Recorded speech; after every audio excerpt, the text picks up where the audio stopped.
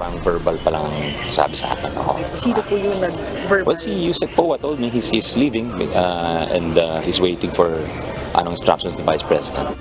Nagsumite na ng kanyang resignation si Department of Education o DepEd Undersecretary at Spokesperson Attorney Michael Poa.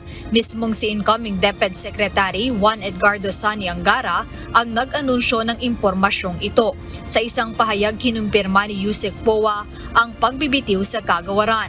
Aniya nararapat lang na bigyan ng kalayaan ang susunod na kalihim ng edukasyon na pumili ng mga taong kanyang makakasama sa pamumuno sa kagawaran.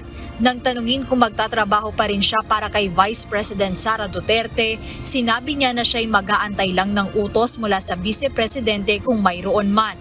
Bukod kay Yusek Poa, 4 pang mataas na opisyal ng DepEd ang nagbitiw na rin sa kanilang mga posisyon. Ito ay sina DepEd Undersecretary for Administration na Lasco Mempin, Assistant Secretary for Procurement Reynaldo Monsayac, Assistant Secretary for Administration Noel Baluyan at Assistant Secretary Sunshine Fajarda. Itinalaga ni Vice President Duterte si Yusek Poa at ang 4 pang mataas na opisyal ng DepEd nang siya ay maging kalihim ng kagawaran. Ang kanilang pagbibitiw ay epektibo na rin sa July 19, 2024 kasabay ng pag-upo sa pwesto ni Senator Angara bilang bagong kalihim. Sa Huwebes naman nakatagda ang turnover ceremony sa DepEd.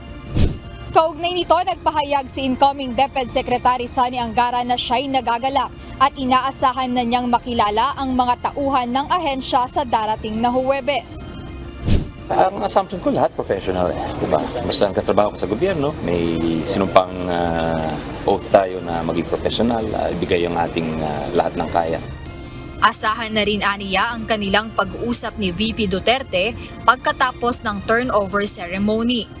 Mag-uusap kami at yung pending matters sa departamento, ano yung mga pending na issues, ano yung mga dapat kilusan o aksyonan. Siniguro naman ni Senator Angara na ginagawa nila ang lahat ng paghahanda kasama ng pakikipag-usap maging sa mga dating opisyal ng ahensya, kasama na rin ang private sectors. Jed Neresina, UNTV News and Rescue. Diyos ang aming sandigan, serbisyo publiko ang aming pinahahalagahan.